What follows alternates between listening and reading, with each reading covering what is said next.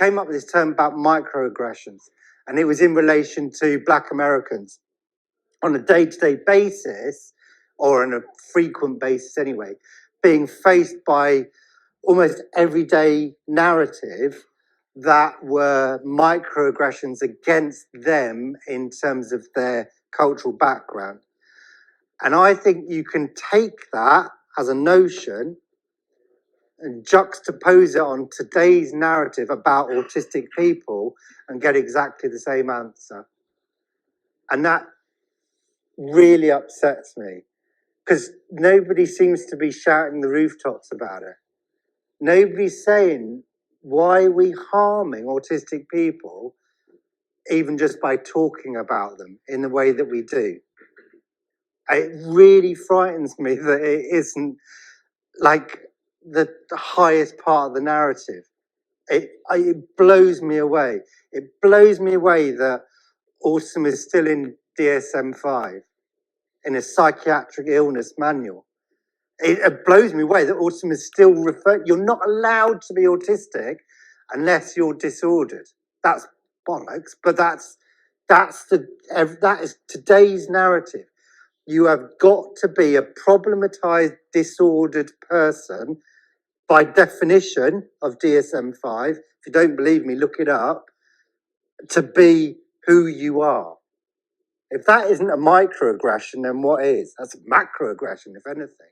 Helpful for people to have those voices and that shared experience that they found often online on social media to represent that, rather than feeling that in some way they're just a poor version of a woman, or they're wrong, or there's something just flawed and broken about them. We know a little now, very small research about autistic women of colour, and how the intersection of autism, of gender and of culture can result in additional discrimination and additional misunderstanding, where people are expected to behave a certain way because of their culture, and then you throw in autism into that mix, and people are really treated very differently and very negatively because they don't fit in numerous different ways. It's just that total lack of regard for being autistic. I think the predominant neurotype, the PNT, the non-autistic population, and I'm not PNT bashing, I'm not having a go, everybody's equal. It annoys me when the autistic population say it's almost like one-upmanship. It's nothing like that. Autistic people would not survive without the PNT. And by the way, the PNT would not survive without autistic people either. It's that combination of the two that I think makes for, successful humanity in a way. But that lack of respect for one or the other, in terms of lack of respect for actually understanding that a different neurotype requires different things. So it's all about equity rather than equality. And that total lack of understanding of the impact that an individual might have on somebody else. I ever spoke in public, and I was myself. I was like, oh God. It was during May, which was Autism Awareness Week, or was back in 1997. And I was talking at the Quaker Meeting House in Sheffield, which is not relevant, by the way. And it was 7 till 9. And I was asked for a brief, say, oh, just come and talk to people for 2 hours about what is autism. And I thought, well, I can do that. And then this elderly woman at the front put her hand up. I'm like, you cow. And it's like, she didn't even have the decency to have sat at the back where I could just ignore her. And so bearing in mind, this is 26 years ago, I remember it word for word. She just said, what about cats? I was like, what about cats? And she says, cats. And I'm like, yeah, I know what cats are. And she said, oh, are they any good for autistic people? And it all just went really quiet. You could see people going, oh, this is an interesting question. I'm thinking, I have no idea what you're on about. And this is an example of it. And the reason why this woman was asking was because she was married to an autistic person, been married for 30 years.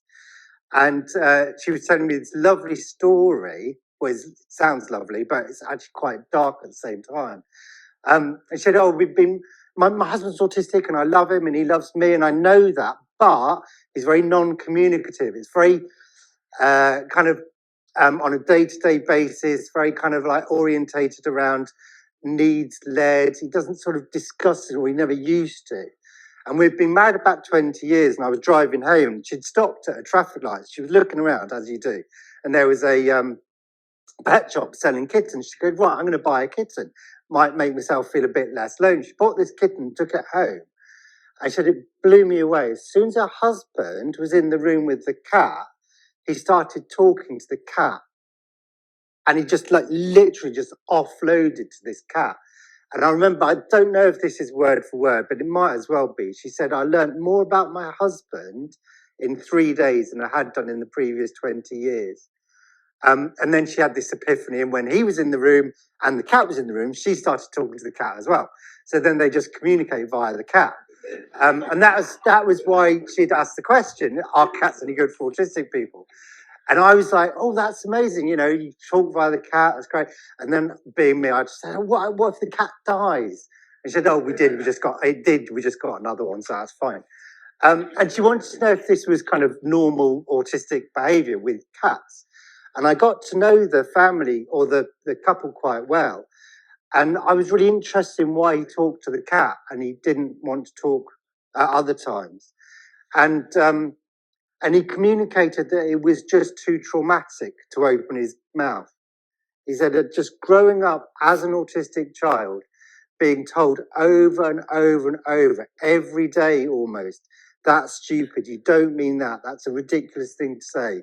Are you sure you mean that? All of those ongoing drip, drip, drip, negative repercussions for just opening your mouth as an autistic child. He said it caused so much trauma, it's easier just not to say anything. But the cat doesn't say those things. The cat doesn't judge. The cat doesn't answer back. He says, I've got loads of stuff I want to get out, but it's too scary to do that in the real world, so I'll do it with the cat. And that taught me, even 26 years ago, taught me so much back in those days. And that's what I mean, that things haven't really changed, about how traumatic it actually is to live as an autistic person in current society. Incredibly dark, depressing commentary on the state of play in the autism world as it is today. And that's no fault of Axia. I think Axia is actually very different to almost any other organisation that I know. But we've got to understand that actually life at the moment is still appalling when it comes to the lived experience of being autistic. And I'm sure any diagnostician will have their own kind of things that they just see and hear repeatedly from autistic people that aren't on the diagnostic criteria, but maybe they should be. And these are some of the things that I have heard more often than not from diagnostic women specifically. Number one is that animals are preferable than people. Animals don't judge, they don't have facial expressions, and they don't have hidden agendas. There was one arrow in the target. There was no one around, just like now. No one to stop me. So I started shooting. And every shot, I had to go up there and get my one arrow and walk back and shoot it again. I wasn't very good. Finally, I hit the bullseye. Could have been the 20th shot or the 50th, I don't remember. But I hit the bullseye and I heard this. I looked up and he's standing right here, smiling down at me. I knew what I was doing was against the rules, but he was smiling, so I knew it wasn't wrong. The rules were wrong. I was doing what I was meant to be doing, and he knew it. Sir Brienne of Tarth defeated the Hound. Pardon me, Lady Brienne. She's not a sir. You're not the knight. Women can't be knights. Why not? Tradition. Fuck tradition. I don't even want to be a knight.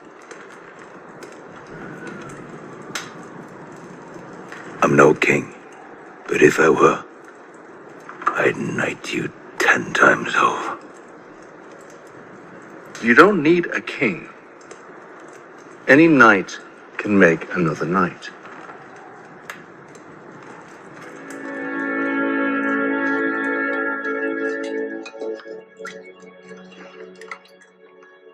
In the name of the warrior, I charge you to be brave.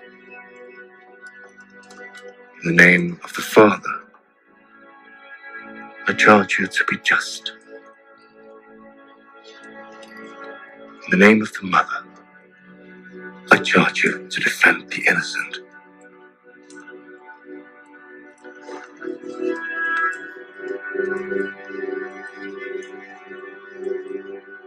Arise, Brienne of Tarth, a knight of the Seven Kingdoms.